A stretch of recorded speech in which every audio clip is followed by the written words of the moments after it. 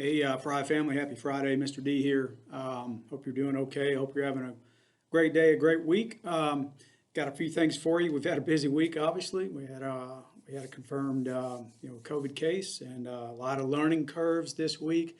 A lot of things, unfortunately, we didn't know ahead of time. Had to walk through on Monday, and I've got some explanation on some things for you as it relates to moving forward with that. So I'm just going to jump right in. You'll see in the post, I've got it all written out as well with links, and I'll have the comments turned on, so you're more than welcome to ask and give me a day or so to respond back to you. Kind of rocking and rolling around here. So here we go. Let's talk about masks real quick. So there's been a little bit of a back and forth about masks versus gaiters, and I was originally going by the verbiage on the CDC website, which does say that gaiters and masks with valves are the ineffectiveness or the effectiveness has not been fully evaluated. But if you look on the mask guidance on the Cobb website, it's been updated to reflect that gaiters do in fact cover, they fulfill the requirements. And as you'll see in the post, they're fully covering the nose and the mouth and secure under the chin and fit securely on both sides of the face. So let me show you this real quick. Students need to wear it up like this, up over the nose, under the chin, sides of the face. The problem we've been seeing with those who've been wearing gaiters to this point is they chew on them. And this center part, they'll chew a hole through that, or they just chew on it and it becomes pretty soggy, and then we have to replace them with a disposable mask. So parents, if you could please have a conversation with your kiddos about having it up over the nose, some glasses keep them fogged up, with over the nose and tucked under the chin. And this is the most beneficial way because it mirrors what you would actually wear in a mask. But please know that if those situations do occur where they kind of, get the gaiters or the mask for that matter wet or messed up, we have plenty on campus to provide them with a replacement for the day. So that's about mask. Any other questions about that, you feel free to let me know. Many of you know me out of conversation. I'm kind of a stickler for the rules. It's just that military side in me. So once I made the connection between the two, I'm like, okay, they do fulfill the requirement according to Cobb mask guidelines. And I did put the link for that in the post as well. Okay, so the COVID situation that happened this week, that was our first one. We needed to walk through the procedure with our consulting nurse and the Cobb Douglas Public Health Department. And we didn't really know what all that looked like. So a couple things with that. If your child is in a direct exposure, and the direct exposure in the letter, if you get a direct exposure letter, it's inside 6 feet, 6 or less feet for 15 minutes. That's the rule of thumb. So that's, we've had classroom teachers map out their classrooms. I was actually measuring the distance between those. And one of the changes we are making that's effective on Monday is that students will be arranged in classrooms by numbers. So that as they go from the classroom to specials, into the cafeteria and back to the classroom, they'll almost follow in little pods. And that will help us with the contact tracing to know who was where. It will help to reduce the amount of time that it takes to conduct contact tracing, and we can have a more effective and a quicker response. So do know that we are doing that. But back to the letter. So the direct exposure list, you will get a phone call if it happens to be that. The DPH will be in touch with you if that is the case.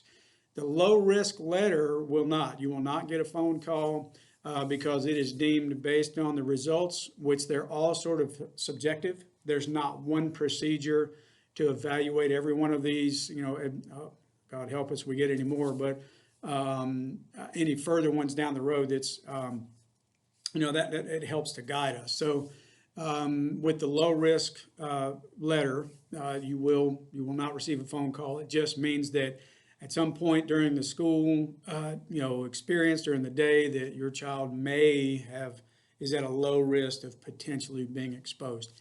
In that case, monitor for symptoms. Monitor for symptoms. One thing that we have learned about the direct exposure list, or if you're just a parent who is, kind of shaken and concerned about the potential for exposure. I have placed one, two, three, four, like 5 or 6 links for our local COVID testing sites. That was at the advice of our, a couple of our parents that we meet with kind of on a regular basis. So the COVID testing sites are there.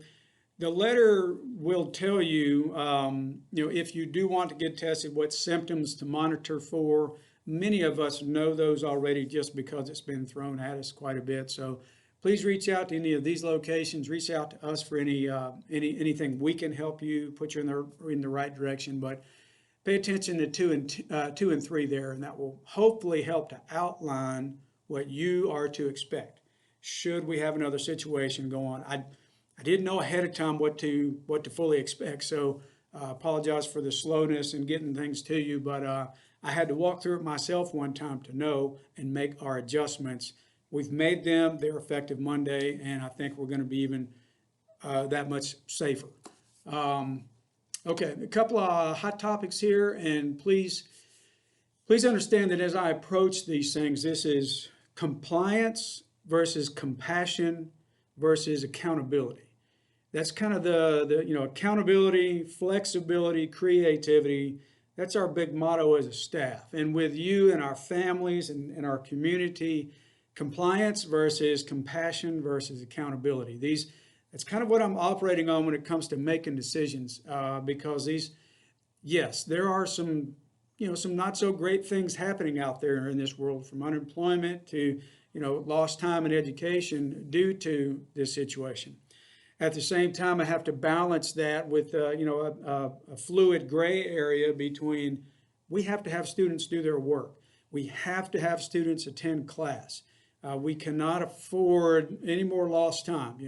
203, 206 days before we landed back in the classroom. So we're wrapping up 2 weeks now. So we've really got to keep this momentum going. And if you come into the school right now, you'll see that while teachers are overwhelmed with trying to manage both models, they are still knocking it out of the park.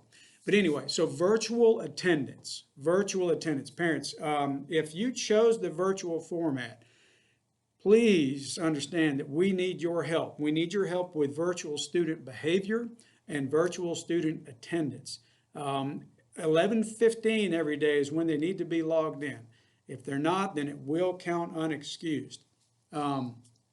If you're going to get into the morning meeting, everything, try and do as much of it as you can, because it helps your child feel more like they're connected more to the class. So that's a really important deal. So on the behavior end of things, for virtual student behavior, our teachers only have so much that they can do before it does take away from the classroom environment, and it does fall under a insubordination or a class disruption code. In that case, parents, the teachers will provide your child with a warning, and many of you have seen this already, and we've had conversations with some. This is a reminder that teachers will provide you with a warning, your child with a warning. They will reach out to you. And then if it continues, we will have to send them back to the waiting room until we can have a conversation with you and just kind of get to the bottom of it. But teachers don't have any control beyond that. So that's why we need your help in the home, having students ready and prepared, because we're still babies at this age. We're K through 5. We're the babies, and we need these positive examples in the home to see what it should look like. They need to see you there. They need that parental support. Okay, so let's go into grades real quick for 4th and 5th. And again, compassion, compliance, accountability. I know, again, that it's trying times right now. And when teachers, at least for this quarter right now, teachers put out an assignment, we extended all the way, actually it's today, the end of the quarter, for grades to be submitted. We extended it all the way out for the entire quarter for students to do assignments. Unfortunately, I am getting a lot of reports from teachers that students are not completing assignments in 4th and 5th grade, and that poses a problem for us. Again, so while I'm being compassionate and understanding our outside circumstances, I still, we have to be held accountable. It benefits the students to understand that, hey, you got to do the work. You're going to have to do the work to succeed in life. So these are the examples that we need to be set. That's the bigger picture, aside from learning the content part of the lesson. So today was the deadline for assignments to be completed. We will evaluate. We're going to meet next week to evaluate, probably along a 2-week, grace period for completing assignments beyond the deadline. We're kind of up in the air at the moment. But what that means for grades for fourth and fifth grade, I'll get to K3 just a second, but for fourth and fifth grade, if a student fails to turn in an assignment, they will receive a 10, which is the lowest grade, basically a 0. And I hate that we have to be that way, I really do, but it's the fair and the most responsible approach when it comes to grading these assignments. By that point, teachers have reached out enough. And this is students taking ownership for their learning. Now, if there are circumstances that are preventing a child from learning or doing their work, communication should be taking place pretty quick once you see that your child has an assignment. It's like, uh-oh, we're not going to make that deadline. We've got to reach out. They're building this parent communication so that there is an open stage for that, and that you're not surprised when you go into parent view and you look at the grades and it's a 0, but you'll see a 10 because we can't put a 0 in there. So please be mindful of that. Reach out to your child's teacher if you have questions about it. But when it comes to grades, that's where we're going to stand. We've got to promote that ownership of student learning. Okay, so big news here. This is great in terms of the safety side of things. You guys know from the videos I've sent out before that we have a chemical called E23, which is a neutral disinfectant. That's the disinfectant that we put in teachers' hands to spray on the shared supplies. Well, we can fortunately put that back into the custodial cache because we were able to come up with the funds, about $6,300 worth, and buy it's called a GenEon InstaFlow, and you'll see the link there. It's under the word hypochlorous, and it's basically the chemical that's in the fogger. It's like nature's disinfectant. It is an absolutely fabulous product. It is used in hospitals and institutions and colleges, and many of the schools, especially all the high schools and most of the middle schools, have these systems in-house. But what it does is it provides us with the ability to make a large amount of that chemical in a very short amount of time. Gallons, 5 gallons in 5 minutes. What that does for us, obviously it helps us do a better and even more thorough job when it comes to fogging the classrooms, which it takes place on, in specified areas on Mondays and Thursday nights, and then all afternoon on Wednesdays. But it also allows us to put a bottle in each teacher's classroom along with sanitizer. That's like the double whammy. We've got the sanitizer, either ethyl or isopropyl for getting rid of most of that stuff, which teachers are rocking the hygiene habits. And then the fogger chemical and it only has a 2-minute stand time. And you can be right there next to it when you spray it. You can read all about it in that link. I don't want to spend too much time on that, but it is a perfect solution for us to have because teachers can fog right there in the classroom. Nobody has to go anywhere, and it's perfectly safe. And it's about the best disinfectant that you can buy, including it kills SARS-2, which is part of the COVID strand there. So that's where COVID-19 comes from. So anyway, so that's excellent news on that. Big shout out to Southeast Link for hooking us up on that. And okay, we've already talked about the virtual student behavior. We really, again, just to stress this, we need your help, parents, with that. It's challenging, and when you set them in front of a computer and you have to walk away. And I get it. I know you've got to work, but again, if you've chosen that virtual format, we really need your help. At least placing them next to you while you work, something along those lines. And I know that many of you have a solution for that already, so thank you. Okay, so you'll also see a link in here, bullet number 8, about hybrid versus virtual. Tell us how we're doing. Take a few minutes. It's an anonymous response. Don't put your name, your child's name, the grade, teacher. Don't put any of that. Just tell us what your experience is like. What are the conversations that you're having with kids at home? What's it like doing both models? Just Tell us about that. And that's going to help us inform us of what we can tweak and perhaps do a little better for you and for our kids, especially moving forward.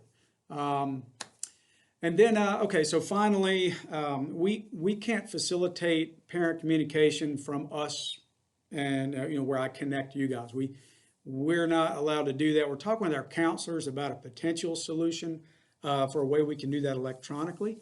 But we have, again, like I mentioned earlier, we have a group of parents, foundation, PTA, and then some moms who have been longtime stakeholders in the Fry community, and some of our staff members who, been here for quite a while as well, and bring a very diverse set of viewpoints into conversation. And one of the things that they brought up was that, out in the virtual environment, what will help moms or dads or parents or family members, whoever that are perhaps struggling in that environment, and also we talked about having you guys come together and create the learning pods for those who haven't already.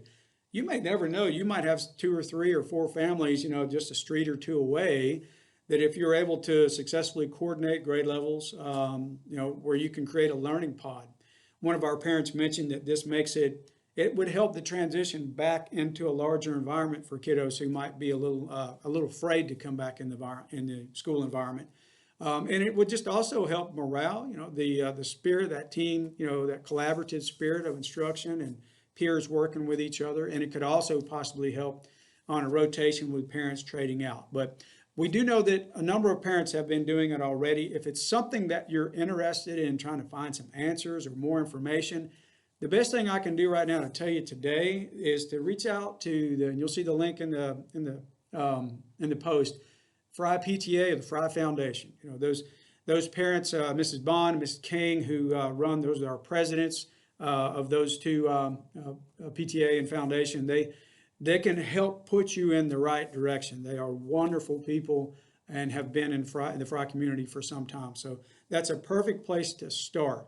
But try and reach out because it may really help you and your child's learning experience. So that's about all I've got for you today. I really appreciate your time. I know it's a lot, but we have a lot to go over during this changing time. And please you might get tired of seeing me, but I'm going to reach out as much as I can. So as always, reach out to me with questions. We are, if you are interested in bringing your child back face to face, I can grant a one-time switch, but you have to email me, and we have to have a quick conversation about what that means. Okay, but either way, we are doing well here. The teachers, please send them shout outs, send them some love. Man, this is not only is this all tough on you, but if you come in this building and you watch what these teachers are doing, I mean, it is the double duty there. It is. They're working well beyond, what a normal teacher may do. So either way, and the kids are great. The energy is great in the building. We're celebrating custodians and our cafeteria workers this week. The operations between the media center and Ms. Sherman and the books, and we have 3 computer labs now, and setting those up for assessments and pulling small groups. Our special education students are. It's great to see them in the building interacting. The recess is all over the place. It's great because we have so much land. PTA is helping us out with some footballs and soccer balls and jump ropes and stuff like that, kickballs. So we don't have to be in one area with some, just a few things. So that's going to be really cool. PE, the second class outside. The weather's still great for that right now. So I'm just really happy. We're operating, we're up and running, we're doing well. We're trying to make this, keep it as safe as possible. And so I don't know, I'm just excited. I'm a very lucky guy. I got so many great people around me, and I just appreciate you. So thank you. I'll stop talking now. Y'all have a great weekend, and go Dogs. Woohoo!